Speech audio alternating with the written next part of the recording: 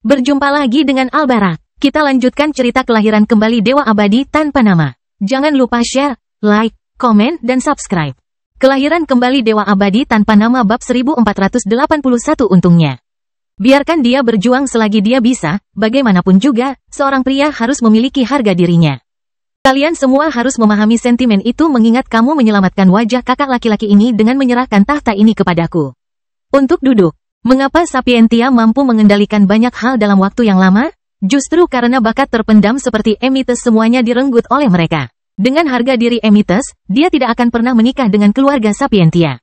Dia mempunyai niat untuk melampaui Sapientia dan suatu hari nanti merebut Aritzia. Tapi, hanya mereka yang memiliki hierarki setinggi Aritzia dan kakaknya Primus yang tahu betapa sia-sianya hal itu.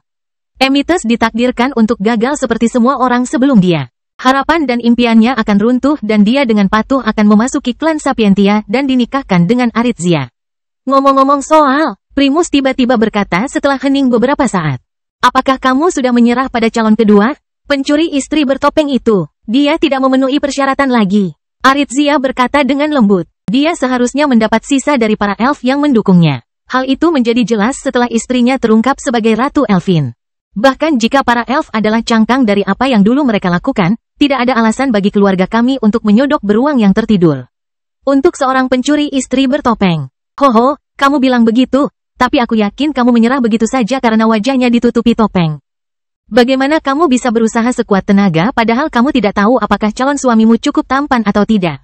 Aritzia memutar matanya. Bahkan dia merasa ngeri bagaimana kakak laki-lakinya bisa membuat lelucon ringan dengan wajah sedingin batu itu.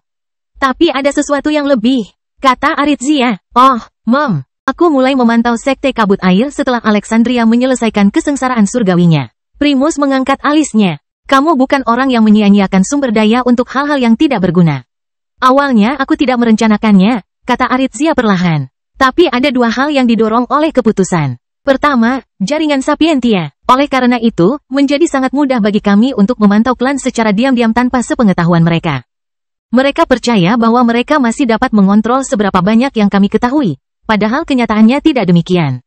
Padahal, saya tidak terlalu berani dengan kuadran bintang, bilah 5, dan Drago Kilin, sekte kabut air, hanyalah setitik debu dalam badai yang dahsyat. Mereka akan kehilangan posisi 9 teratas mereka karena klan raksasa kaisar sebentar lagi, ini hanya masalah waktu saja. Primus mengangguk sedikit, menunggu adik perempuannya selesai. Alasan kedua adalah alasan sebenarnya mengapa aku memutuskan untuk melangkah maju. Ini adalah misteri yang menyelimuti lautan gelap. Kamu dan aku juga tahu berapa banyak mata yang memperhatikannya. Sarang sumber daya seperti itu adalah sesuatu yang tidak dapat diabaikan oleh siapapun. Terutama klan yang ingin merevitalisasi diri mereka sendiri. Maksud Anda, mata Primus menajam. Ini jauh lebih dalam dari yang kamu kira. Kata Aritzia, menurut catatan kami, pola serangan yang ditemukan di lautan gelap hampir sama dengan apa yang diharapkan dari binatang Rainbow Kunpeng.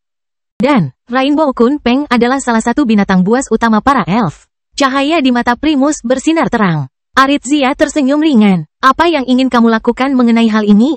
Primus bertanya. Mengingat sikapnya, dia tiba-tiba berubah dari kakak laki-laki yang penyayang menjadi bawahan dalam sekejap.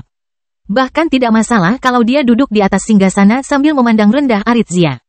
Kita bisa menggunakan ini untuk keuntungan kita. Ucap Aritzia lembut. Menurut Menara Sapientia, ada fluktuasi energi aneh yang datang dari lautan gelap. Meski begitu, sulit untuk memastikannya karena kita jelas belum membangun menara apapun di lautan gelap itu sendiri. Namun, kita harus melakukan ini dengan hati-hati. Kita tidak bisa memusuhi para elf. Peradaban di masa lalu atau tidak, mereka pasti memiliki beberapa kartu truf tersembunyi. Untungnya, kita memiliki sekte kabut air.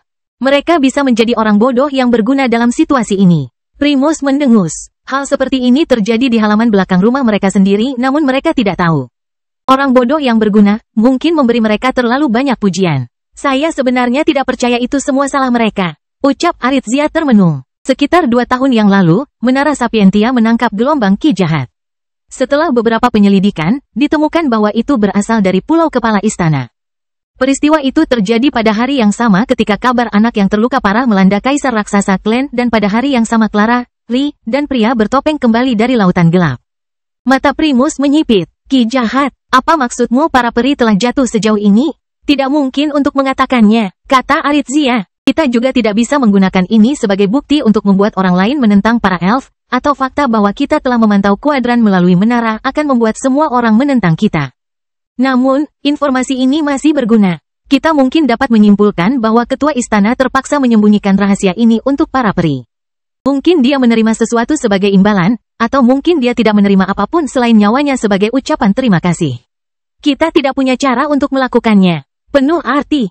Tapi, apa yang bisa kupastikan adalah bahwa ketua istana memang sedang mengulur waktu. Sebelum kejadian ini, klan kabut sangat bersemangat untuk menggali lautan gelap. Namun, dalam 2 tahun terakhir ini, tidak ada apapun. Saya merasa ini aneh, jadi saya melakukan sedikit penggalian. Ternyata baru-baru ini klan kabut telah menjadi korban berbagai serangan misterius dari individu yang tidak dikenal. Hal ini membuat mereka sangat pusing sehingga mereka tidak punya pilihan selain memusatkan perhatian mereka pada hal ini. Upaya untuk mengatasi permasalahan tersebut. Aku mengerti, kata Primus. Jadi para elf sepertinya meminta bantuan dari ketua istana untuk mengulur waktu. Tapi, untuk apa sebenarnya mengulur waktu? Selain itu, bukankah ketua istana berada dalam tahanan rumah secara diam-diam? Bagaimana dia bisa meninggalkan pulaunya? Kelahiran kembali Dewa Abadi tanpa nama bab 1482 saksi mata. Aku juga tidak bisa mengetahui hal-hal ini secara pasti, tapi aku punya hipotesis yang masuk akal. Aritzia mondar-mandir, alisnya yang cantik sedikit berkerut. Fluktuasi energi aneh yang datang dari lautan gelap mengandung semburan gamma, spasial, dan ki waktu yang lebih tinggi dari biasanya. Ini bisa jadi merupakan hasil dari apa saja, mulai dari membangun terowongan spasial yang mirip dengan terowongan Void Clan Void, hingga pelepasan teknik yang kuat. Mampu menghancurkan ruang. Namun, saya yakin ini adalah sesuatu yang jauh lebih serius dari ini. Aritzia tiba-tiba mendongak ke arah kakak laki-lakinya. Apakah kamu sadar bagaimana para elf tiba-tiba naik ke tampuk kekuasaan? Primus mengangguk. Catatan menunjukkan bahwa mereka memiliki kemampuan untuk menutup wilayah mereka agar tidak mudah dimasuki. Hal ini memberi mereka kemampuan untuk menyerang sesuka hati, sekaligus dengan mudah melindungi wilayah mereka sendiri. Harta ini tidak bernama dan sering disimpan oleh harta karun klan Jafari sejak mereka berada. Penciptanya, maksudmu para elf saat ini sedang menutup lautan gelap untuk diri mereka sendiri? Kemungkinan besar, tapi, sekali lagi, aku tidak bisa memastikannya. Kamu harus ingat bahwa kekuatan terbaru yang menggunakan harta karun klan Jafari bukanlah para elf, tapi Demon Sage dan cabang klan pakalnya. Itu adalah saya berusaha keras untuk menyimpulkan dengan kepastian mutlak bahwa inilah yang sedang terjadi.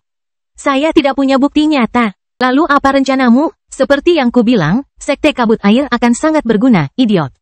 Ada juga anggota klan Sapientia kita yang praktis berada di setiap kuadran kecuali di 3 teratas. Jika rencanaku berhasil, maka kita tidak hanya akan mendapatkan sebagian besar sumber daya lautan gelap untuk diri kita sendiri, tapi kita juga akan memiliki para peri di telapak tangan kita. Primus terkekeh. Tidak heran yang terhormat sangat ingin menerimamu. Aku tidak tahu mengapa kamu begitu menolak mereka. Aku hanya seorang wanita. Aritzia berkata acuh tak acuh. Tidak bisakah aku menginginkan hidup sederhana tanpa ambisi dan sakit kepala? Bisa dibilang begitu.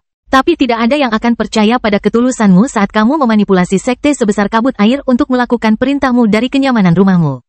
Aritzia menggelengkan kepalanya, mengabaikan kata-kata kakaknya. Kamu telah mengalihkan perhatianku, bukan untuk itu aku datang ke sini. Aku akan bertanya lagi padamu, pernahkah kamu mendengar tentang hal-hal yang baru saja terjadi di lantai surga? Tentu saja aku punya. Latar belakang Dewa Sejati Sacharo bahkan lebih dalam dari yang kita yakini. Namun, dia menindas adik perempuanku, apakah menurutmu aku akan berminat untuk memberinya sesuatu? Primus mengerutkan kening, niat membunuh yang samar muncul darinya. Kami adalah Sapientia. Aritzia berkata acuh tak acuh. Yang paling kita khawatirkan bukanlah wajah atau kehebatan kita, yang paling kita khawatirkan adalah pengetahuan kita. Hanya ketika semua pengetahuan di dunia ada di tangan kita, barulah kita bisa membuat mereka yang meremehkan kita membayarnya. Aku akan menerima tawaran 30% dari Dewa Sejati Sacharo. Bahkan jika dia bersikeras memberikan 40%, aku akan menerimanya. Pada akhirnya, siapa di antara kita yang akan menang akan menjadi jelas. Aritzia tidak perlu berbicara dengan siapapun untuk mengambil keputusan ini. Namun, Dion tidak mengetahui hal itu. Dion juga tidak tahu bahwa Aritzia sudah mempertimbangkan skenario terburuk. Bahkan jika Clara dan Dion bersatu, dia sudah siap. Aritzia tidak bodoh. Faktanya, jika seseorang menentukan peringkat individu paling cerdas di dunia persilatan, dia tidak akan berada di bawah peringkat 5 besar. Inilah sebabnya, meskipun masih muda, dia memiliki begitu banyak kekuatan di kuadran Sapientia ini. Sebenarnya, Aritzia tidak mengetahui hubungan Clara dengan Dion. Dengan betapa hati-hatinya Clara dan Dion, hampir tidak ada kabar sama sekali. Namun, Aritsia mengetahui sesuatu yang menarik. Lebih dari 10 tahun yang lalu, ada skandal besar yang terjadi di Sapientia Cornell. Rumor mengatakan bahwa seseorang membuat marah Komet Lord Gallagher dan dijadikan budaknya sebagai hukuman. Masalah ini pada dasarnya bukanlah masalah besar. Kebanyakan orang akan mengabaikan masalah ini sepenuhnya. Tapi, Aritsia menganggapnya aneh. Setelah beberapa penyelidikan, Aritsia mengetahui bahwa individu yang diambil Clara sebagai budak akhirnya melarikan diri darinya setelah mereka memasuki lembah Genius. Yang aneh adalah tidak ada seorang pun yang melihat pemuda ini setelahnya, seolah-olah dia telah menghilang dari keberadaan. Setelah kejadian ini, Aritsia menyimpulkan bahwa apa yang disebut pelarian ini kemungkinan besar adalah alasan penutup yang digunakan Clara setelah membunuhnya. Mungkin Clara tidak ingin reputasinya ternoda, maka dari itu dia tidak mengeksekusi pemuda itu di depan umum. Sampai saat itu, Aritsia tidak memikirkan masalah ini. Namun, entah kenapa dia memikirkannya lagi saat Dion meminta 30% dari jaringan Sapientia. Perasaan berada di jurang terobosan besar, tetapi tidak memiliki bukti akhir. Itulah perasaan yang dimiliki Aritsia sekarang, dan perasaan yang dirasakan Dion berkali-kali sebelumnya. Dulu ketika masalah ini terjadi, jaringan Sapientia masih dalam tahap awal dan tidak banyak yang menggunakannya. Ditambah lagi, bahkan jika hal ini tidak terjadi, siapa yang peduli untuk mencatat masalah sekecil itu? Karena itu, tidak ada seorang pun yang mendapatkan gambaran persis tentang pemuda yang diambil Clara sebagai budak. Namun, dari keterangan saksi mata, penampilan pemuda ini sangat mirip dengan dewa sejati Sacharo. Sangat tampan, rambut pendek berwarna merah kecoklatan dengan sedikit warna emas, kulit karamel. Seolah-olah keduanya disalin dan ditempel satu sama lain. Tapi perasaan ini hanyalah perasaan. Aritsia tahu bahwa ada terlalu banyak lubang untuk ditanggapi dengan serius. Lubang terbesar dari semuanya adalah jika Dion telah meninggalkan Celestial Corner. Bagaimana kabut masih ada di sekitar Celestial Corner saat itu? Juga, jika Dion adalah individu pada masa itu, mengapa dia dimasukkan ke kuadran ke-99? Kelahiran kembali Dewa Abadi tanpa nama bab 1483 tidak pernah. Catatan penulis, jika kalian masih tidak ingat apa yang dimaksud dengan hal-hal ini. Pikirkan kembali ketika Dion melakukan perjalanan dengan para jenius kuadran ke-99 ke Sapientia Corner untuk mendapatkan pil untuk masuknya mereka ke lembah jenius. Saat itu, Dion menyelamatkan Firver, yang ternyata adalah pengikut setianya, dari Ran, pangeran dari Sekte Grand Templar, yang ayahnya juga merupakan ayah kandung dari putra Giralda, Ryu. Namun, masih banyak hal lain yang membuat rasa skeptis Aritsia semakin membara.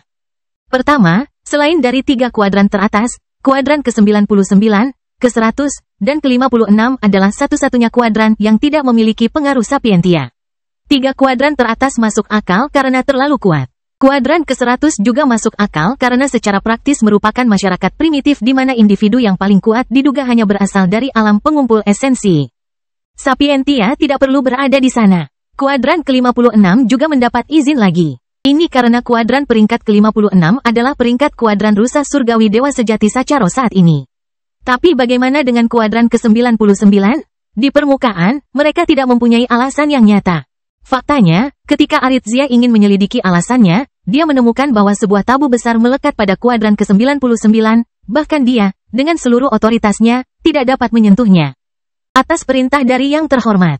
Kedua, bagaimana mungkin seorang jenius seperti Clara bisa muncul begitu saja? Juga, dilihat dari rekor yang dibuat Dion selama uji coba pertamanya. Bukankah Clara muncul di waktu yang sama? Satu kebetulan sudah cukup untuk membuat Aritsia menaikkan alisnya, tapi begitu banyak kebetulan sekaligus. Lalu, yang terjadi hari ini adalah sedotan yang mematahkan punggung unta. Bahkan tak seorang pun tahu nama Abraxus, namun Lady Sacharo tidak hanya memanggilnya kakek tua. Tapi juga tahu bahwa dia adalah seorang yang transenden. Jika klan Sacharo begitu akrab dengan Abraxus, mungkinkah Abraxus akan sedikit melanggar aturan untuk mereka? Cukup untuk membuat transaksi kotor mereka luput dari perhatian? Segalanya terus menumpuk. Pada akhirnya, Aritsia malah mempertanyakan hubungan Clara dengan Ri. Mungkinkah mereka hanya berteman dan cocok di lembah jenius? Atau apakah ada hubungan yang lebih dalam di antara mereka? Mungkinkah pencuri istri bertopeng dan Dewa Sejati Sacharo adalah orang yang sama? Jika ini benar, bukankah itu berarti Dewa Sejati Sacharo punya andil di kuadran peringkat 4, peringkat 9, peringkat 56, dan peringkat 99 yang penuh teka-teki? Aritsia merasa ada sesuatu yang sedang terjadi. Bahkan dia tidak yakin akan semua ini. Jadi, dia butuh rencana. Langkah pertama adalah menangkap Firver. Dengan jaringannya, menemukan keberadaannya sangatlah mudah. Dia sudah mengirim banyak orang untuk menangkapnya. Dialah yang kemungkinan besar akan mengenali Dion. Langkah kedua adalah memancing Dion dengan jebakan manis. Bagian terbaiknya adalah dia tidak perlu memasang jebakan ini padanya karena Dion menyarankan apa yang seharusnya untuknya. Aritzia menyunggingkan senyuman ringan. Senyuman yang membuat kakak laki-lakinya merinding. Aku akan memberikan apa yang dia minta. Tapi apakah dia mampu menerimanya? Aritzia merenung. Ternyata Abraxas benar. Seorang pria seharusnya tidak pernah membuat marah seorang wanita. Dion tidak menyadari pertemuan Aritzia dengan kakak laki-lakinya. Tapi itu tidak berarti dia tidak bersiap menghadapi potensi situasi seperti ini. Jika dia harus mempersiapkan diri menghadapi individu yang kurang cerdas. Bagaimana mungkin dia tidak mempersiapkan diri menghadapi orang-orang jenius sejati? Tetap saja, apakah dia bersiap atau tidak, itu tidak relevan dengan tantangan yang akan dihadapinya. Menipu seseorang dengan tingkat kecerdasan Aritzia bukanlah hal yang main-main. Berhasil atau tidaknya dia akan ditentukan oleh usia pedang tipis itu. Pada saat itu, di dalam sudut surgawi lantai Sein, sesosok tubuh yang dikenalnya terbangun dari meditasinya. Wajah pria ini ditutupi oleh topeng perak emas, dan dia mengenakan jubah mewah berwarna biru kerajaan yang disulam dengan perak halus. Namun, tidak satu pun dari hal-hal ini yang merupakan ciri paling mencolok dari pemuda ini. Di sekujur tubuhnya tergantung makhluk berkelap-kelip. Salah satunya berbentuk harimau putih kecil. Yang lainnya berbentuk seperti monyet kecil yang nakal. Yang lainnya adalah kura-kura kecil bercangkang dengan kulit halus dan putih luar biasa. Dan yang terakhir adalah rusa mirip Bambi yang menggemaskan, berkedip dengan kelucuan polosnya. Namun, jika dilihat lebih dekat, menjadi jelas bahwa makhluk ini tidak sama dengan bayi binatang buas Dion. Tidak. Sebaliknya, mereka terbentuk dari api putih. Ini tidak lain adalah api karakteristik penciptaan Dion yang menunjukkan kemampuan mereka sepenuhnya. Adapun pemuda yang mereka semua jalani, itu tidak lain adalah tiruan Dion. Ada banyak pertanyaan yang bisa diajukan di sini. Namun, tidak ada yang lebih penting dari dua masalah yang sangat mencolok. Yang pertama adalah yang paling jelas. Klon Dion memiliki batas jangkauan. Kisaran ini dibatasi oleh sejauh mana kesadaran ilahinya. Dion bahkan tidak bisa menutupi seluruh lantai langit yang lebih rendah dengan indranya. Jadi bagaimana dia bisa mempertahankan klon di lantai yang sepenuhnya terpisah? Masalah berikutnya lebih tersembunyi, tapi sama mencoloknya. Bahkan klon tertinggi Dion hanya bisa bertahan selama 3 hari. Tapi, sudah 6 bulan sejak Dion terakhir kali meninggalkan lantai surgawi, dan bahkan lebih lama lagi dia berada di lantai suci. Jadi bagaimana klonnya di sini meskipun dia berhasil menghindari masalah pertama? Anehnya, kedua pertanyaan tersebut memiliki jawaban yang sama, api kemurnian Dion. Kembali ke dunia mistik api emas. Dion telah mengambil harta karun yang dikenal sebagai nafas tanpa pamrih surga. Itu adalah daun teh yang memungkinkan seseorang memasuki keadaan tanpa pamrih yang mendalam dan terutama dikenal karena kemampuannya membantu seorang kultivator dalam memahami manifestasinya. Untungnya, dua api Dion termasuk di antara manifestasinya, jadi, dia telah belajar banyak tentangnya.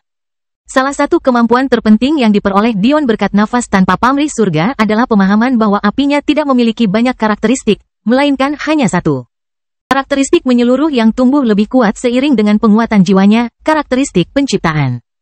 Kelahiran kembali Dewa Abadi tanpa nama bab 1484 Rahang. Ketika Dion mengetahui hal ini, dia segera memahami betapa bertentangannya karakteristik surga ini, terutama jika diterapkan pada api putihnya. Dia bisa memberikan kehidupan dan bahkan kesadaran pada api putihnya setelah dia mencapai level tertentu. Ini akan memungkinkan dia untuk menyatukan kejadian-kejadian yang terjadi bahkan di beberapa alam semesta dari dirinya sendiri tanpa satu masalah pun. Namun, beberapa bulan kemudian, Dion menyadari kegunaan yang lebih besar dari kemampuan ini. Api putihnya membawa karakter kehidupan yang selalu terhubung dengan dirinya sendiri. Jika dia menggunakan koneksi ini, maka dia bisa membuat klon yang secara teoritis bisa ada tanpa batasan jangkauan atau batasan kehidupan. Selama apinya terus menyediakan hubungan itu, klonnya bisa bertahan dalam waktu dan jangkauan yang tidak terbatas. Dion segera memanfaatkan ini. Sebelum dia meninggalkan lantai suci, dia menciptakan klon kelas tertingginya. Di masa lalu, klon tingkat tertingginya akan memiliki 70% kekuatan dan bertahan selama 3 hari dalam jangkauan akal ilahi. Namun, setelah tubuh Dion menumpuk begitu banyak konstitusi, semakin sulit untuk membuat klon tingkat tinggi bahkan dengan tingkat kecakapan jiwa. Hingga saat ini, klon kelas tertinggi Dion hanya memiliki 20% dari kehebatannya dan bertahan paling lama setengah jam. Konon, dengan kabar buruk datanglah kabar baik. Sebelumnya, klon Dion tidak bisa menggunakan teknik jalur jiwa. Faktanya, mereka bahkan tidak bisa menggunakan surat wasiat. Mereka dibatasi pada jalur tubuh dan energi. Namun, sesuatu yang ajaib terjadi setelah kehadiran Dion menyatu dengan setiap serat keberadaannya. Klonnya tidak hanya memperoleh 20% kecakapan tubuh dan jalur energinya. Mereka juga memperoleh 20% kecakapan jiwa dan pemahamannya juga. 20% dari kekuatan jiwa seseorang mungkin tampak tidak berarti bagi kebanyakan orang, tetapi pahami sekilas betapa kuatnya jiwa Dion. Itu sudah ada di ranah Dao. Hasilnya, meskipun klon ini ingin mengambil peran sebagai penguasa bulan, tidak akan ada masalah apapun. Ini menempatkan klon Dion dalam situasi yang sempurna. Karena dia dapat memanfaatkan 20% pemahaman atas kemauan Dion, meskipun dia tidak dapat menghasilkan makhluk api putih yang hidup, dia pasti dapat menyelamatkan makhluk yang sudah tercipta. Putaran umpan balik ini dapat mempertahankan keberadaannya tanpa batas waktu. Bagian terbaiknya adalah makhluk api putih ini dapat mengambil peran yang akan diisi oleh sahabat binatang Dion yang sebenarnya dan dapat menarik garis pemisah antara identitas ini dan identitas Dion. Sekali lagi, ditambah lagi, semua orang tahu bahwa hampir tidak mungkin untuk melakukan perjalanan dari lantai surga kembali ke lantai suci. Dengan tubuh asli Dion yang saat ini bertarung dengan cara yang begitu terkenal, ini adalah kesempatan besar. Mata pemuda itu terbuka, dia tersenyum ringan, menghidupi makhluk hidup yang menempel padanya. Sepertinya sudah waktunya bagi Jaws untuk tampil. Saat Jaws mulai bergerak, pertarungan Dion dengan Dratal telah terjadi. Klaim arogannya bahwa dewa sejati ketiga tidak bisa mengalahkannya bahkan jika mereka bersatu telah membuat Dratal marah. Menurut pendapat Dratal, dia sudah mengambil langkah mundur. Jika ada orang lain yang ingin menganut agama anggota klannya selama 30 tahun, dia bahkan tidak akan berbicara sebelum membiarkan trisulanya jatuh dari langit dan merenggut nyawa mereka. Namun, Dion justru memperlakukan kebaikannya dengan hina. Sebenarnya, jika itu terserah Dion, dia tidak hanya akan mencibir kata-kata Dratal, tapi dia akan membuatnya semakin kesal dengan mengeluarkan skala terbalik aurum leluhurnya. Namun, Dion tidak bisa melangkah sejauh ini. Bukan karena dia takut akan balas dendam Dratal, melainkan karena Jaws telah menggunakan skala terbalik naga selama pertempurannya di lembah Genius. Jadi, Dion langsung memberi timbangan. Namun tak lama kemudian, ekspresi marah Dratal berubah menjadi sangat serius. Pria yang dia pikir bisa dia hancurkan dengan mudah tidak hanya melawannya dari ujung ke ujung, tapi malah mendorongnya kembali dengan sangat mudah. Bagian yang paling menyedihkan adalah Dratal mengetahui bahwa Dion terluka parah. Ini tombaknya, Dratal meraung dalam pikirannya, sangat marah. Trisula emas Dratal berputar di tangan, 3 bilah tajamnya mengarah ke depan. Namun, Dion menangkisnya dengan sangat mudah. Itu bukan hanya serangan balik yang berapi-api dari tombak hitam putihnya, tapi juga energi tipe berani dari konstitusi cermin peraknya yang bertindak dengan kekuatan penuh. Ditambah dengan fakta bahwa dia telah memasuki tahap pertama kehendak Kaisar Titan dan Dratal sudah kehabisan akal. Ini tidak masuk akal bagi Dratal. Trisulanya bertahan seperti Glyph anak. Itu adalah harta karun kelas tertinggi yang dia peroleh selama uji coba. Namun, sebenarnya lebih rendah dari senjata buatan sendiri yang dikeluarkan Dion dengan santai. Kedalaman pagoda senjata Dion jauh lebih dalam dari yang dia tahu. Semua orang tahu bahwa hanya makhluk surgawi yang dapat memanfaatkan sepenuhnya senjata tingkat spiritual, dan hanya ahli Dao yang dapat menggunakan sepenuhnya senjata tingkat tertinggi. Namun, butuh waktu lama bagi Dion untuk menyadari bahwa penghalang ini hanya untuk orang lain dan bukan dia. Betapa konyolnya jika senjata yang Dion ciptakan sendiri tidak dapat digunakan secara maksimal. Bukankah itu sangat konyol? Masalah sebelumnya adalah Dion tidak menggunakan senjata pagoda dengan benar. Dia bahkan dengan bodohnya menggunakan proyeksinya sendirian tanpa memberikan wadah yang tepat. Tapi sekarang semuanya telah berubah. Sebelumnya, senjata yang bentuknya hanya bisa dikatakan memiliki aura dan ketajaman yang setara dengan senjata kelas tertinggi. Namun sekarang, senjata itu juga memiliki kemampuannya. Roh tombak sepanjang 2,5 meter yang dipilih Dion ini memiliki kemampuan yang dikenal sebagai reverb. Senjata sebenarnya dari tombak adalah sesuatu yang disebut Dion layering. Dengan setiap kombinasi serangan berturut-turut, kekuatan serangannya berlapis-lapis, semakin kuat dan ganas. Serangan kedua akan memiliki kekuatan 2 kali lipat, serangan ketiga akan berlipat 3, dan seterusnya. Kemampuan ini saja sudah menantang surga dan menunjukkan kekuatan sebenarnya dari keinginan senjata yang sebenarnya. Kelahiran kembali Dewa Abadi tanpa nama bab 1485 sampai jumpa. Namun, Reverb mengambil langkah lebih jauh lagi. Itu memungkinkan Dion untuk menyimpan tidak hanya kekuatan serangan Dion, tetapi juga sebagian dari kekuatan serangan lawannya, untuk setiap serangan yang dilontarkan Dratal sebagai pembalasan. Roh tombak kelas tertinggi Dion memiliki kemampuan untuk menyembunyikan 10% darinya menjadi kekuatannya sendiri, sebagai hasilnya. Kekuatan serangan Dion memperoleh sebagian dari milik Dratal setiap kali pedang mereka bersilangan. Ini dikombinasikan dengan kekuatan pelapisan Dion dan Dratal sudah dipukuli dan berlumuran darah. Bagian terburuknya bagi Dratal adalah semua ini tidak menyentuh kemampuan api Dion. Api putih Dion memiliki kemampuan memurnikan yang menghilangkan ki yang coba dikumpulkan Dratal, memotong kekuatannya setidaknya 20%. Di saat yang sama, api hitam Dion begitu mengancam sehingga setiap kali senjata mereka bertabrakan, rasanya seperti ada bom nuklir yang meledak. Seolah-olah ia ingin menghancurkan segala sesuatu yang dilewatinya, namun kedua api ini hidup berdampingan. Apa yang bisa Dion syukuri untuk ini jika bukan konstitusi Eternity's Balance miliknya? Segala sesuatu tentang kehebatan pertempuran Dion tampaknya bersatu untuk membentuk gunung yang tak terkalahkan. Sebuah legenda yang berdiri di atas segala hal dan bahkan dapat memandang rendah dewa sejati dengan jijik. Jika kemampuan roh senjata yang satu ini saja seperti ini, apalagi yang tersembunyi di dalam pagoda senjata Dion? Gunung harta karun apa yang tersembunyi di dalamnya hanya menunggu dia menemukannya? Inilah sebabnya mengapa manifestasinya sangat sulit untuk dipahami. Dion mungkin berusia sekitar 60 tahun di mata alam semesta, tetapi kenyataannya, dia telah mengalami lebih dari 100 tahun kehidupan. Namun baru belakangan ini dia memahami hal ini tentang dirinya sendiri. Di satu sisi konstitusi cermin perak Dion yang dapat mencerminkan 50% serangan Diaso Ken, menangkis 30% serangan Dratal. Bahkan sebelum itu terjadi, api putihnya mengurangi kekuatan bertarung Dratal sebesar 20%. Kemudian kemampuan reverb senjata Dion membutuhkan 10% lebih banyak untuk dirinya sendiri. Dan ini hanya menyisakan 40% dari kekuatan serangan Dratal. Semuanya bertabrakan dengan kulit berlian Dion. Dion tidak mengetahui sejauh mana kemampuan pertahanan kulit berliannya karena dia belum mengujinya hingga batasnya.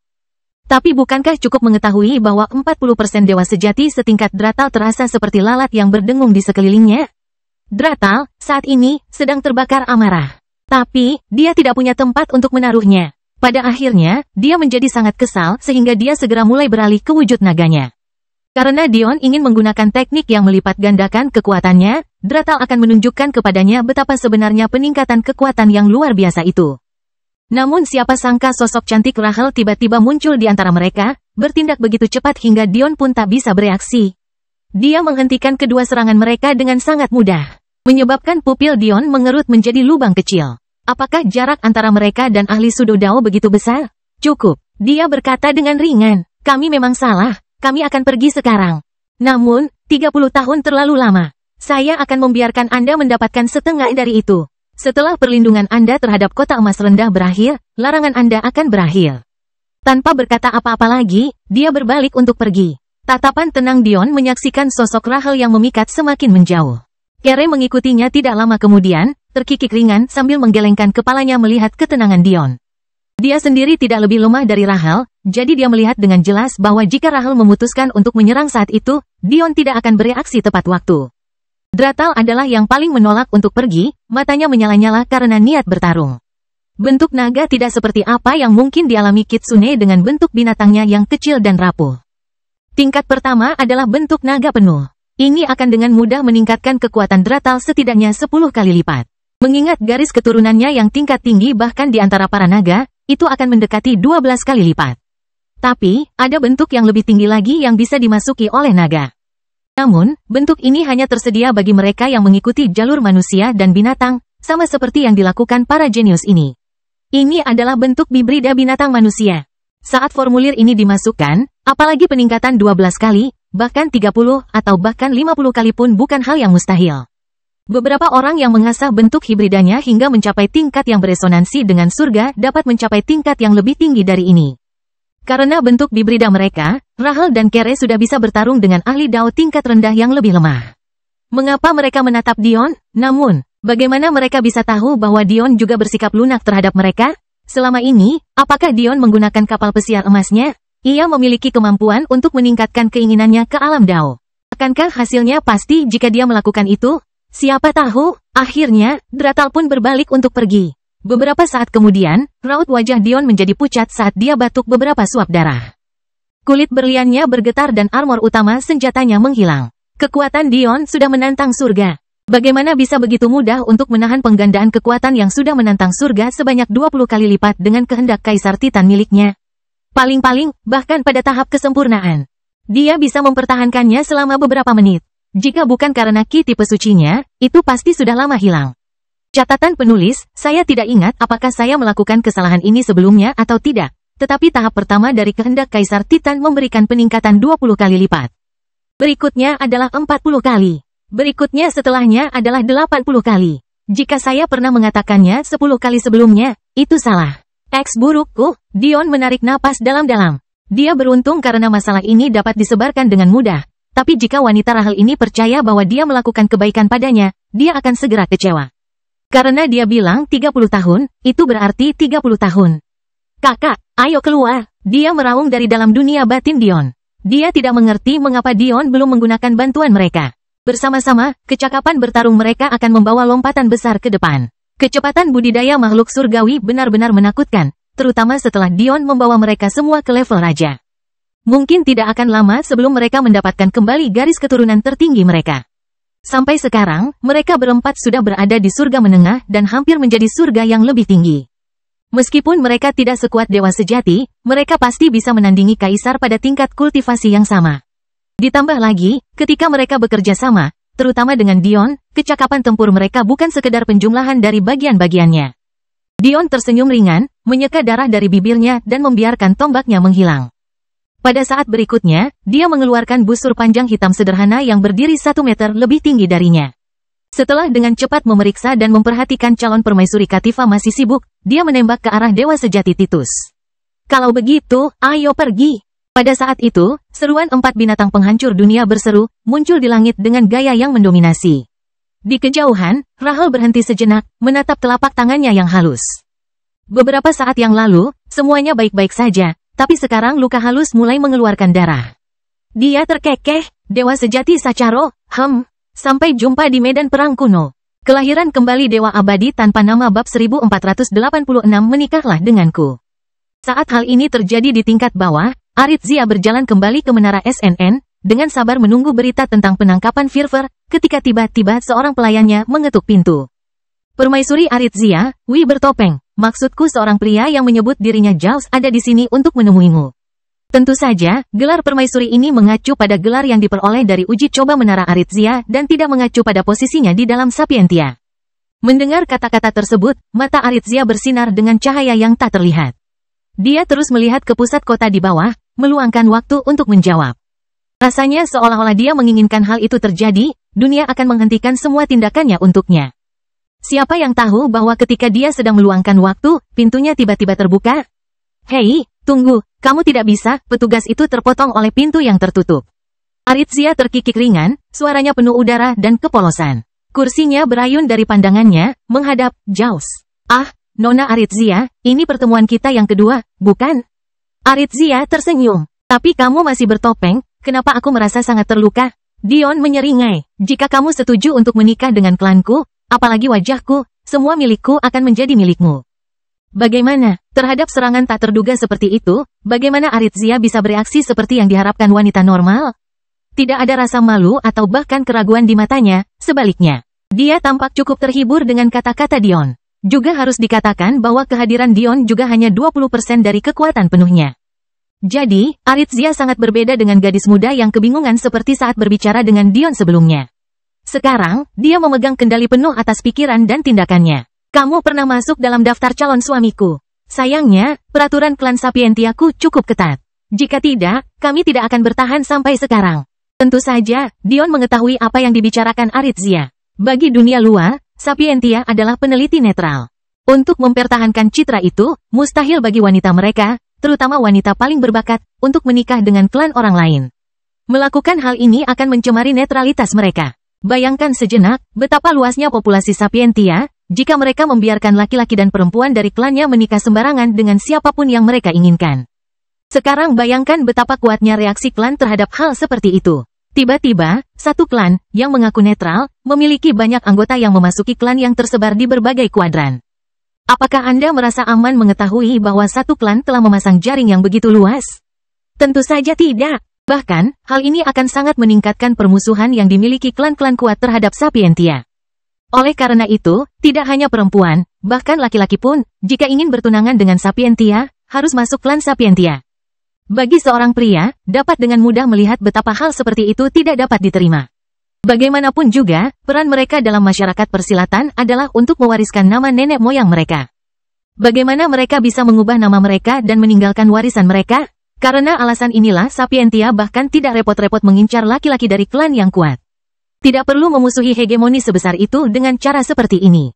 Karena alasan inilah Sapientia malah menargetkan para jenius hebat dari klan yang lebih lemah sebagai calon pernikahan bagi wanita berbakat mereka. Hingga saat ini, Arithzia telah memutuskan bahwa hanya Emites yang memenuhi standar luhurnya. Sebelumnya, Dion telah diketahui ada dalam daftar sampai dia terkait dengan para elf yang tersisa. Dulu, Dion tersenyum ringan, sepertinya tidak kecewa dengan penolakan Arithzia. Dia diam-diam berjalan ke sisi meja Arithzia, mendorong kursi putarnya sedikit ke belakang, dia dengan ringan melompat untuk duduk di tepi mejanya. Di titik ini, bahkan Arithzia sedikit terkejut dengan sikap Dion yang kurang terbuka. Dia benar-benar duduk di mejanya, menatapnya. Bagian terburuknya adalah kakinya terentang dengan santai. Dari sudut pandang Arithzia, hampir tidak perlu usaha apapun agar matanya terlihat pada area selangkangannya. Terlalu tidak tahu malu, ini adalah satu-satunya kata Arithzia untuk menggambarkan karakter Jaws ini. Tentu saja, Arithzia telah berkali-kali dilecehkan secara seksi oleh Emites sebelumnya. Mungkin bukan dengan tangan, tapi yang pasti dengan matanya. Bagi yang lain, dengan kepribadian Arithzia, bahkan jika dia akan tersenyum dan mengabaikannya saat hal itu terjadi, dia pasti akan memberi orang ini pelajaran di masa depan. Namun, dia memberi Emites sedikit keuntungan karena dia berpotensi menjadi calon suami. Namun, bagaimana dia harus menghadapi orang Jaws ini? Arithzia mengaku terkejut dengan kunjungan ini. Dia mungkin setuju mengakui bahwa dia mungkin salah tentang Dion dan Jaws sebagai orang yang sama, tetapi kunjungan ini jelas membuatnya merasa bahwa meskipun mereka bukan orang yang sama, mereka pasti memiliki hubungan dalam beberapa hal. Bukankah Dion berasal dari kuadran rusa surgawi? Apakah kebetulan dia juga sepertinya terikat dengan para elf? Mungkin tidak. Lagi pula, sudah menjadi rahasia umum bahwa sekte rusa surgawi bersekutu dengan para peri. Faktanya, karena kebohongan inilah para elf hampir mengalami akhir dari spesies mereka. Murid Arithzia berkontraksi sekali lagi. Mungkinkah ini berarti Dion adalah penerus sekte rusa surgawi? Tunggu, jangan, itu tidak benar. Ibu kulit putih ke-25 memberikan warisannya kepada Jaws, bukan Dion. Kompleksitas yang berputar-putar membuat Arithzia yang cerdas pun menyukainya. Dia menyadari bahwa dia sedang terjun ke dalam jaringan misteri yang belum mampu dia pecahkan. Namun, hal ini tidak membuat khawatir. Sebaliknya, dia merasakan sedikit kegembiraan. Inilah yang dia cari selama ini. Seseorang atau sesuatu yang dapat menantang mentalnya. Dia menarik. Dia tidak ingin duduk di atas menara gading, dia juga tidak ingin menjalani apa yang disebut kehidupan normal sebagai wanita. Dia ingin mengatur kehidupan dan kematian triliunan orang dengan satu pikiran. Dia ingin menjadi alasan kerajaan bangkit dan jatuhnya kerajaan. Dia ingin menjadi bayangan misteri, tangan yang menutupi langit dan menghancurkan bumi. Dia ingin stempel terakhir yang mengakhiri pesawat fana yang membekukan ini ditandatangani oleh dirinya sendiri. Tentu saja, dulu sekali. Arithzia tersenyum ringan. Kamu cukup jenius, itu sudah jelas. Aku yakin dengan warisan Ibu Putih ke-25 yang kamu terima, sangat mungkin kamu menjadi lebih hebat. Hanya saja kerajaan Elfinmu terlalu kuat untuk anak kecilku. Klan Sapientia memicu, jadi kamu tidak bisa menikah dengan klanku. Dion terkekeh. Aku tidak menyangka Arithzia yang sangat cerdas itu menjadi tuli. Aku ingin kamu menikah dengan klanku, bukan sebaliknya. Kehadiran Dion yang sedikit mendominasi mengejutkan Arithzia. Terlebih lagi Emites tidak pernah kurang terbuka. Raut wajah Arithzia berubah dingin, senyuman riangnya menghilang. Meskipun aku memainkan peran sebagai wanita yang patuh dan pendiam, ada batasan yang tidak boleh kamu langgar. Kelahiran kembali Dewa Abadi tanpa nama bab 1487 ketik. Dion tampaknya tidak terkejut. Jika kamu ingin orang-orang memperlakukanmu dengan baik, maka sebaiknya kamu tidak memperlakukan mereka seperti mainan kecil yang bergerak sesuai keinginanmu. Tidak peduli seberapa pintar kamu yakin, aku jamin ada gunung dan langit yang lebih tinggi yang bisa membuatmu merasa baik. Ada, dan kamu adalah gunung tanpa batas dan langit tanpa batas. Arithzia mencibir. Orang cerdas tidak perlu mengucapkan kata-kata sembrono seperti itu. Namun, alih-alih menyangkal apa yang saya katakan, Anda malah menjadi defensif, dengan menyiratkan bahwa tidak mungkin bagi saya untuk menjadi lebih baik dari Anda. Tidakkah Anda merasa bahwa agak konyol?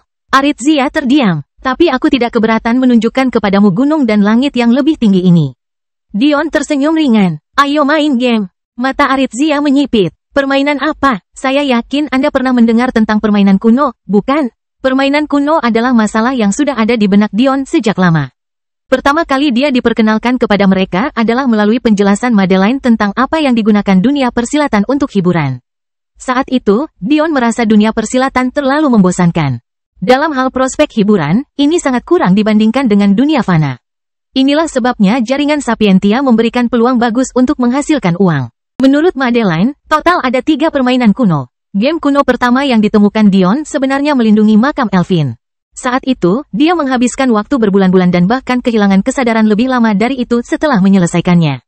Bagian yang mengejutkan adalah bahwa perlindungan tersebut adalah salah satu bentuk paling sederhana dari permainan kuno tersebut karena permainan tersebut telah rusak setelah bertahun-tahun tanpa. Game kuno kedua yang ditemukan Dion adalah game yang dimainkan semua orang. Itu adalah kampanye yang diikuti oleh para pemuda dan orang tua. Guides memiliki gaya yang sangat mirip permainan. Menangkap dan menahan menara, masing-masing memiliki kelebihan dan kekurangannya sendiri. Itu pada dasarnya seperti permainan. Game kuno kedua semacam ini sebenarnya dimainkan di dalam menara epistemik juga. Bagaimanapun, itu adalah perpanjangan dari gerbang. Sedangkan untuk game kuno ketiga, Dion belum pernah menemukannya sebelumnya, dan dia jelas tidak punya banyak waktu untuk bermalas-malasan, jadi dia tidak pernah memeriksanya. Tapi, itu tidak masalah. Kamu ingin menantangku bermain game kuno? Aritzia hampir tidak bisa menahan tawa. Jangan salah paham, ini bukan karena menurutku kamu tidak memenuhi syarat, tapi karena kamu terlalu memenuhi syarat. Dari dua game kuno yang bisa aku tantang kamu sekarang, keduanya memberikan keuntungan besar pada jalur jiwa.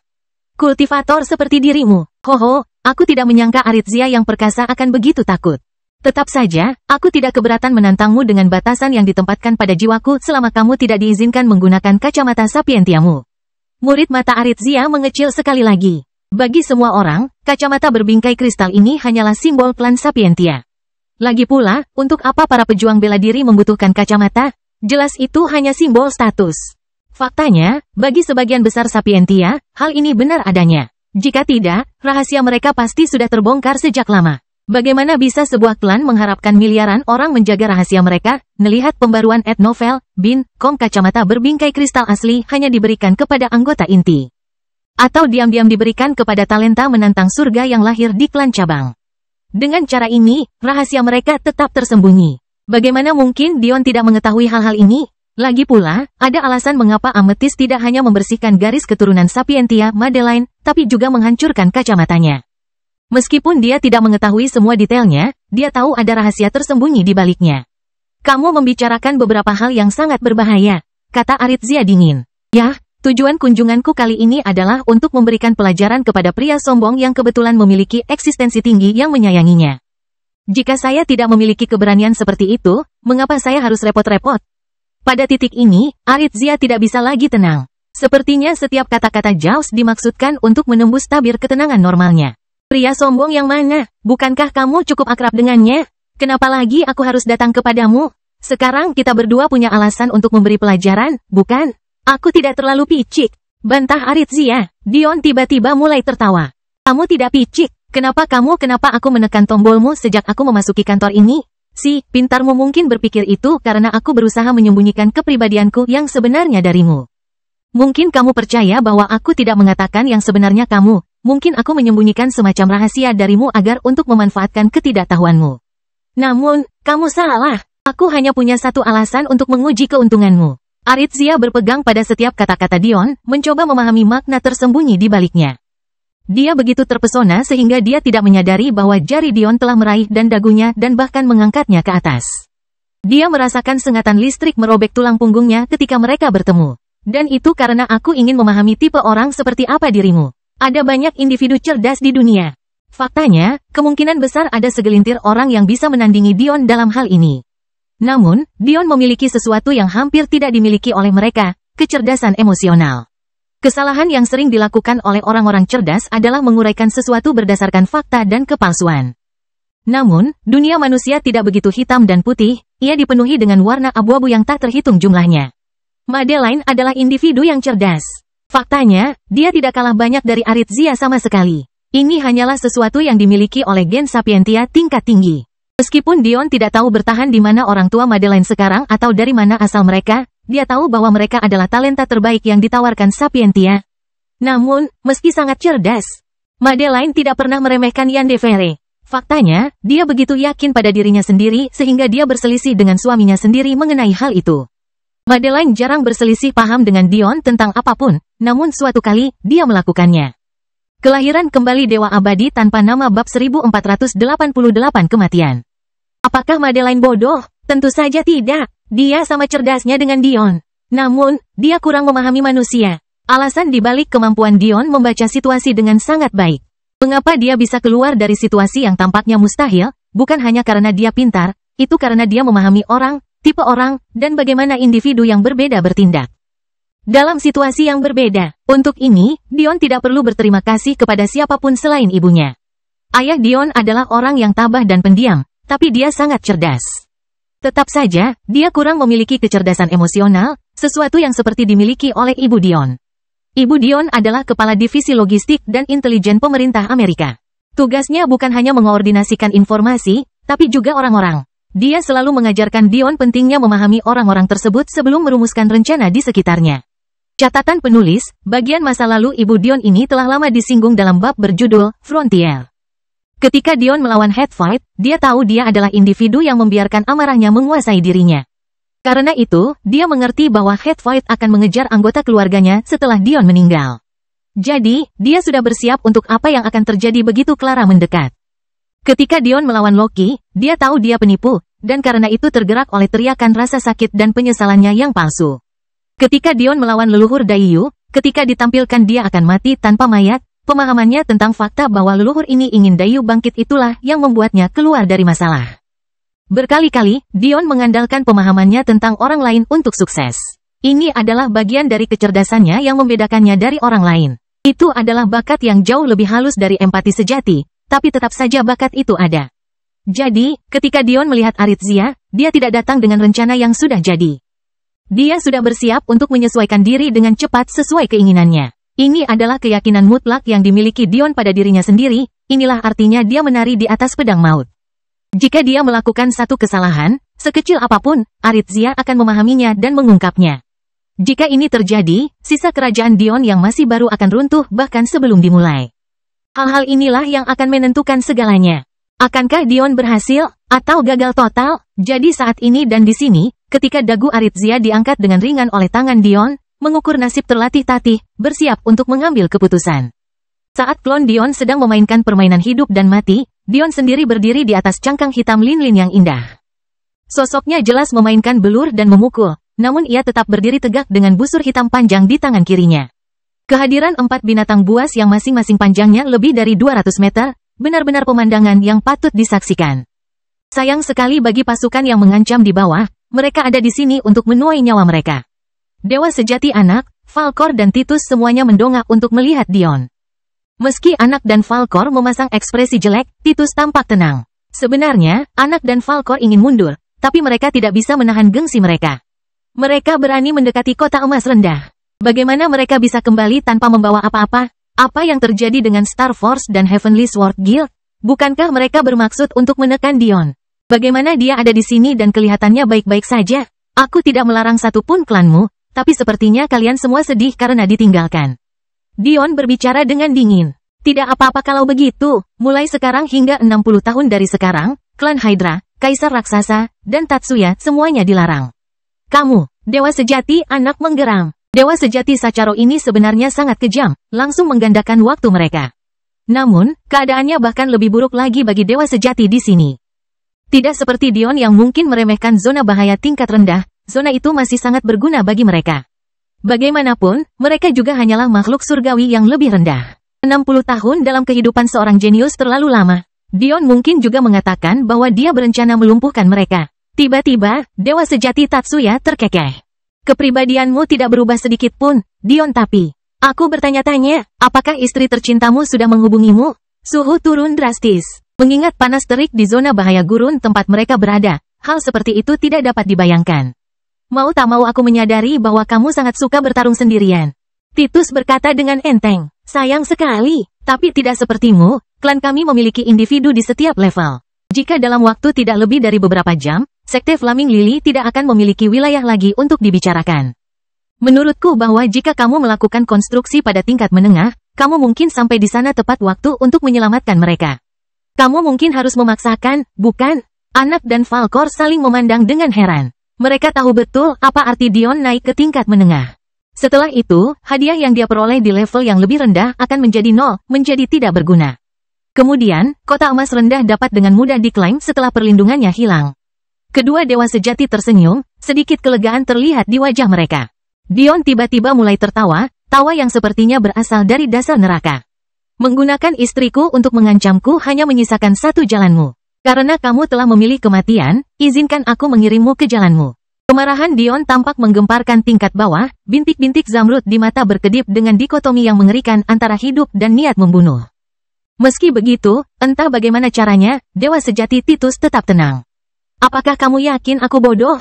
Titus berkata dengan tenang. Apa maksudmu untuk memasuki tingkat menengah jika aku tetap mati? Ketika Dion mengatakan bahwa Titus adalah yang paling sadar akan kekuatan tempurnya. Pernyataan itu hanya bersifat relatif bagi orang lain. Terakhir kali Titus melihat Dion, dua peningkatan besar pada kecakapan tempur Dion belum terjadi. Pertama, dia masih menjadi orang suci saat itu, dan kedua, dia belum menyatu dengan Sovereign Flame. Kelahiran kembali Dewa Abadi tanpa nama bab 1489 Bantuan Jiwa. Dalam pandangan Dion, Titus hampir tidak tahu apa-apa tentang dirinya sekarang. Tapi, Titus yakin dia telah memperoleh sesuatu. Setidaknya, dia yakin dia cukup tahu untuk membatasi luar kekuatan Dion. Hasilnya, dia tentu saja telah bersiap. Kamu bodoh, Dion mencibir. Kamu melakukan semua ini dengan keyakinan bahwa aku akan terburu-buru, bahwa aku akan khawatir. Ini bukanlah kenyataan yang ada. Bukan kekuatanku yang kamu anggap remeh, tetapi kekuatan istriku. Apakah kamu percaya bahwa wanita Sacharo akan begitu lemah? Raungan Dion seolah mengejutkan Titus keluar dari negeri fantasinya. Dion tidak pernah punya niat untuk bergegas menuju tingkat menengah untuk menyelamatkan seorang gadis dalam kesulitan, karena Madeline adalah yang terjauh dari seorang gadis. Dion tidak hanya tidak percaya bahwa Titus mengetahui batas sebenarnya dari kekuasaannya sendiri, dia juga yakin bahwa dia telah semakin meremehkan Madeline. Apa yang kamu lakukan? Dion melanjutkan, wajahnya rusak dengan jelek. Apakah kamu menghasut bangsek gagak emas untuk menyerang wilayah istriku? Apakah kamu juga merekrut loyalis klan Tatsuya? Mungkin kamu mengajak pihak ketiga dan bahkan keempat yang tidak dikenal untuk berpartisipasi? Izinkan saya memberitahu Anda sesuatu. Rencana Anda hampir tidak ada artinya di hadapan kekuatan absolut. Istri pertama Dion Sacharo bukanlah kesemek lembut yang dapat dihancurkan siapapun kapanpun Anda mengira cocok. Apalagi Anda, alasan aku akan membunuhmu hari ini bukan karena aku merasa kamu telah membahayakan istriku, itu karena kamu telah menyentuh keuntunganku. Karena kamu telah mengambil jalan ini, tidak ada yang bisa menyelamatkanmu. Raungan Linlin, Bibi, Cher dan Sen menggemparkan langit. Pada saat itu, kekuatan akan turun dan pasukan di bawah tiba-tiba merasa bahwa mereka telah kehilangan kendali atas aliran energi mereka. Ini adalah kemampuan garis keturunan lain yang dimiliki bayi-bayi binatang buas setelah menjadi raja. Binatang surgawi dicintai oleh surga, faktanya, keberadaan mereka adalah sebagian besar alasan mengapa alam budidaya kelima, alam surgawi, dinamai demikian. Makhluk surgawi, begitu melangkah ke alam ini, memperoleh kemampuan untuk mengambil energi di atmosfer sebagai miliknya. Namun, tidak ada spesies yang lebih baik dalam hal ini dibandingkan dengan binatang surgawi. Pada saat itu, kekuatan tentara dengan mudah dibelah dua. Selain yang paling kuat di antara mereka yang masih bisa menahan tarikan keempat bayi binatang itu, sisanya merasa terputus dari dunia di sekitar mereka. Ini tidak mungkin Linlin, Bibi, Cher dan Sen memanfaatkan kemampuan garis keturunan mereka. Itu juga merupakan hasil dari resonansi kemampuan mereka dan melapisinya satu sama lain, sesuatu yang hanya mungkin terjadi ketika binatang berbagi hubungan jiwa.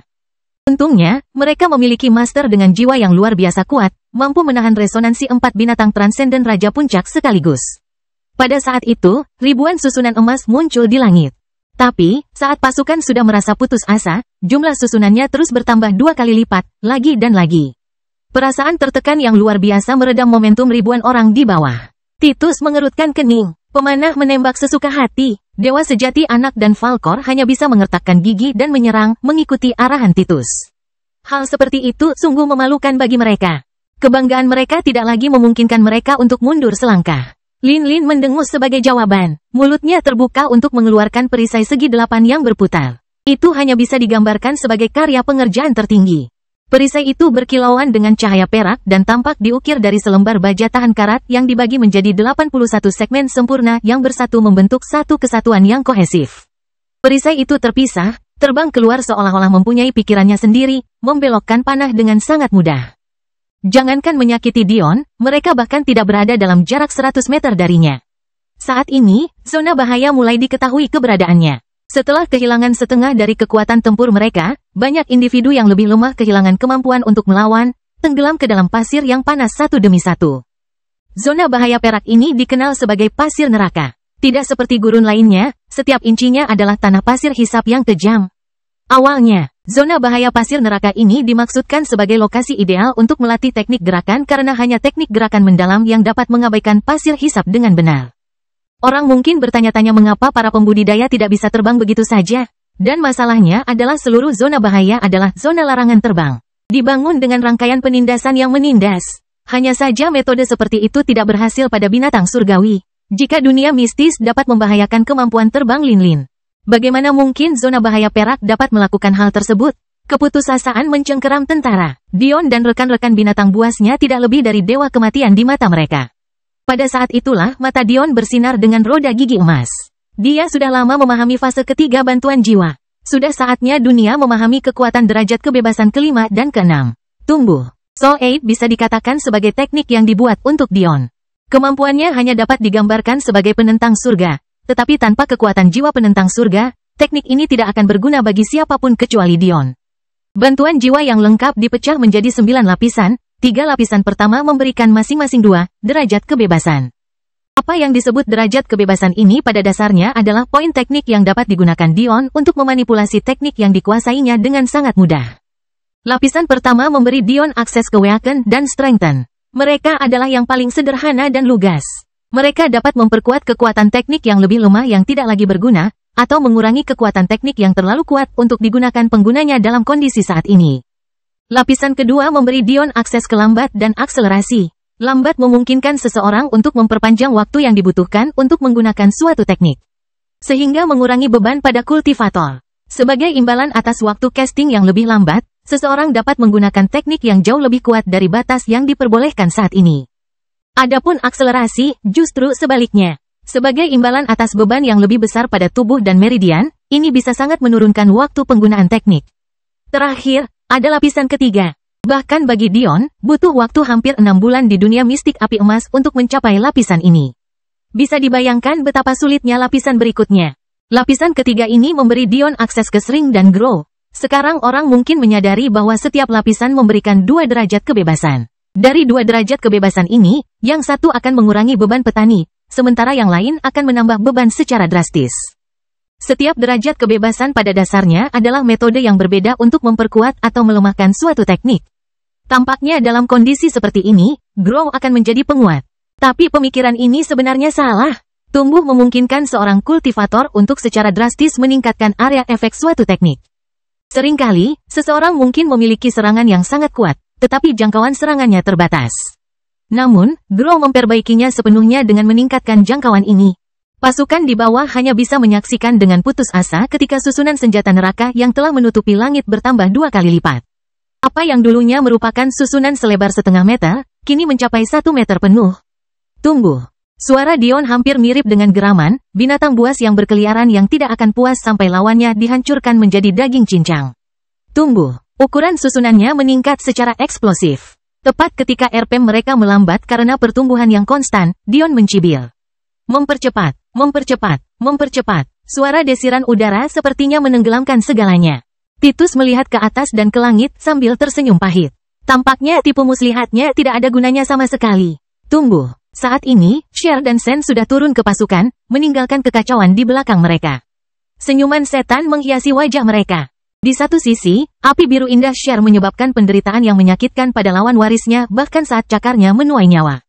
Di sisi lain, tongkat Sen jatuh tanpa mendapat hukuman seolah-olah itu adalah penghakiman surgawi. Sementara itu, Linlin menangkis serangan terus-menerus saat Bibi memperkuat kekuatan mereka. Diam-diam melantunkan mantra dari posisinya yang tinggi di langit sambil memegang tongkat harta karun kelas tertinggi miliknya. Ingatlah hari ini dengan baik.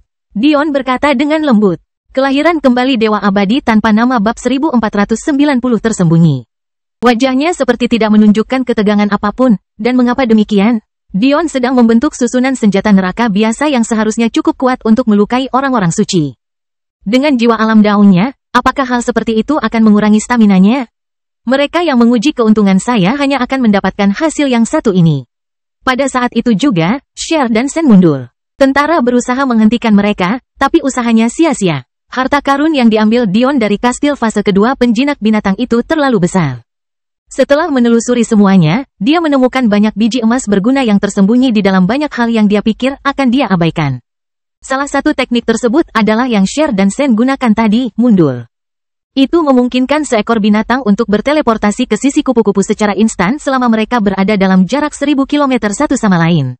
Tentu saja hal ini menguras stamina jiwa sang master juga. Tapi, apakah Dion perlu meminta hal seperti itu? Seperti ini, hari penghakiman pun tiba. Tombak. Bukan, pilar emas yang berapi-api, tebal dengan niat mematikan turun dari langit, masing-masing berdiameter sebesar bara. Terjadinya bukit-bukit keturunan mereka menghancurkan apa yang disebut pasir neraka. Bahkan tangisan kekecewaan dan keputusasaan tidak dapat menerobos. Pada saat semuanya berakhir, pasir di bawahnya tampak seperti permukaan batu koloni semut besar, penuh dengan lubang melingkar besar dengan kedalaman yang tidak diketahui. Mereka yang berhasil selamat turun ke atas, mencoba melarikan diri dari pasir hisap. Padahal, dewa sejati ketiga sepertinya tidak ada di antara mereka, sesuatu yang tidak terlalu mengejutkan Dion. Namun, tatapan memandang ke kejauhan, busur hitam di tangan bergetar karena kegembiraan. Karena aku bilang kamu akan mati hari ini, kamu akan mati. Di antara 9 senjata inti, Dion adalah yang paling lemah dalam hal busur. Dia terlalu kekurangan. Itu adalah satu-satunya di antara 9, selain pedang, yang dia belum sepenuhnya memahami maksud senjata sebenarnya. Dia hanya lulus ujian avatar pemanah dengan cara curang. Dion bertanya kepada pangeran pemanah, Legolas, mengapa ini terjadi? Namun, jawaban yang diterimanya tidak jelas. Menurut Legolas, aspek terpenting dari seorang pemanah bukanlah kekuatan busurnya, atau kekuatan punggung dan jari-jarinya, melainkan kekuatan matanya. Orang dapat dengan mudah melihat betapa mengejutkannya hal seperti itu. Namun, Legolas telah mendapatkan gelar sejati dalam panahan, dia jelas tahu apa yang dia bicarakan. Jadi, Dion hanya bisa perlahan-lahan memahami apa yang dia maksud. Namun, Dion tidak membutuhkan kemampuan homing dan constant acceleration dari keinginan busur yang sebenarnya. Apalagi Legolas belum bisa memahaminya dengan sempurna. Demi membunuh Titus, dia tidak membutuhkan ini sama sekali. Perasaan ilahi Dion menimpa Titus yang telah menggunakan beberapa metode untuk berteleportasi lebih dari 100.000 mil jauhnya. Ketika Titus merasakan hal ini, matanya berkilat keheranan sebelum dia putus asa. Siapa yang tahu bahwa Dion adalah monster? Titus menolak untuk percaya bahwa bahkan para ahli Dao Puncak pun memiliki jangkauan indera ketuhanan yang begitu besar. Bagian yang paling menimbulkan kekecewaan adalah bahwa Divine Sense Dion jauh di atas kemampuan Titus sehingga dia sangat sadar bahwa jika Dion tidak ingin dia merasakannya, dia tidak akan melakukannya. Dion ingin dia memahami cengkeraman di antara mereka, dia ingin Titus, di saat-saat terakhirnya, memahami monster yang dia provokasi. Busur di tangan kiri Dion, meskipun ditampilkan mendominasi, hanyalah busur biasa. Dia telah membatasi dirinya pada hal itu untuk memahami rahasia pemanah. Namun, ini juga berarti Dion tidak mungkin menembakkan jarak jauh itu dengan busur inferior. Faktanya, meskipun busur itu tingkat tertinggi, mungkin ratusan kilometer akan mudah, bahkan mungkin ribuan, tetapi bahkan untuk busur tingkat tertinggi, 100.000 mil masih terlalu jauh. Namun, Dion tidak bodoh. Sejak dia mengangkat busurnya, dia merasa percaya diri. Manifestasi Dion sekali lagi muncul di udara bersama dengan dao setengah langkah apinya, berputar-putar dengan warna putih dan hitam. Pada saat berikutnya, seberkas cahaya keluar dari pagoda senjatanya, melayang di depan tangan Dion. Kemudian, api hitam mulai mengepul keluar dari setengah langkah dao Dion. 1 meter, 10 meter, 100 meter, 1000 meter. Suhu zona bahaya pasir neraka yang sudah sangat panas kembali meroket. Para prajurit di bawah yang berlari menyelamatkan diri menggali lebih dalam, percaya bahwa Dion sekali lagi berencana menyerang mereka. Namun, Dion sendiri tidak bisa diganggu. Mengeras. Dion berbicara dengan lembut. Tiba-tiba, api yang mengepul dan berkobar menjadi tenang, mengembun menjadi panah yang berputar sepanjang lebih dari 500 meter. Dion tersenyum ringan, menyusut, mudah ditebak, karena grow secara drastis meningkatkan efek area serangan, sering dapat menguranginya secara drastis. Inilah mengapa grow dianggap sebagai melemahnya tingkat kebebasan lapisan ketiga. Bayangkan besarnya tekanan yang dibutuhkan untuk memadatkan serangan licik itu. Butir-butir keringat berjatuhan dari alis Dion. Menyusutkan anak panah sepanjang 500 meter menjadi ukuran anak panah normal yang panjangnya hampir 3 kaki jauh lebih sulit dari yang dia bayangkan. Di kehidupannya, Titus terus berlari menyelamatkan nyawanya, berharap bisa lepas dari jangkauan Dion. Tapi, bagaimana dia bisa tahu bahwa dia masih harus menempuh jarak 400.000 km lagi? Jika dia sadar, dia akan menyerah begitu saja dan menunggu kematian. Menit-menit terus berlalu. Ruang bergetar di bawah kekuatan panah yang mengembun bahkan saat stamina jiwa Dion terkuras dengan cepat. Akhirnya, 10 menit kemudian, anak panah itu akhirnya mencapai panjang 3 kaki. Ruang yang hancur menghantam di sekitarnya bahkan ketika roh panah yang berasal dari pagoda senjata Dion melesat ke dalamnya. Dion berencana menggunakan busur kelas umum, tetapi dia tersenyum pahit ketika dia menyadari busur itu telah hancur di bawah kekuatan panah hitam yang menyala-nyala. Dion menghela nafas. Rupanya anak panah ini tidak ditujukan untuk ditembakkan oleh busur itu. Tapi, jika pagoda senjatanya bisa berbentuk tombak dan pedang, kenapa tidak bisa berbentuk busur? Busur kristal cemerlang ditembakkan ke tangan Dion, segera menyatu dengan api putihnya membentuk busur setinggi lebih dari 4 meter. Dion memasang panahnya, senyum tipis menghiasi wajahnya. Naga terlalu sombong untuk memberikan life-saving jades kepada keturunannya. Tapi, ada sesuatu yang memberitahu Dion bahwa Titus berbeda dari sesama naga. Tetap saja, Dion akan mengizinkannya mengalami kematian sehingga dia bisa dengan kuat menggoreskan momen ini ke dalam ingatannya. Anak panah yang diambil Dion dari pagoda senjatanya memiliki kemampuan lompat spasial. Sedangkan busur yang diambilnya memiliki kemampuan kunci spasial. Dewa sejati, Titus, tidak punya satu peluang pun. Punggung Dion menegangkan saat dia menarik busurnya dengan kencang. Kedipan api putih dan hitam menari-nari di sekelilingnya. Dan kemudian, dia melepaskannya. Bahkan Dion tidak dapat meramalkan apa yang terjadi selanjutnya. Tidak hanya jalinan ruang angkasa yang robek, namun juga meninggalkan lubang menganga yang mengikuti jejak anak panahnya. Struktur menara epistemik itu sendiri telah terkoyak, menampilkan mekanisme tersembunyi dengan cerita bersambung. Jangan lupa share, like, komen, dan subscribe, agar tidak ketinggalan cerita selanjutnya.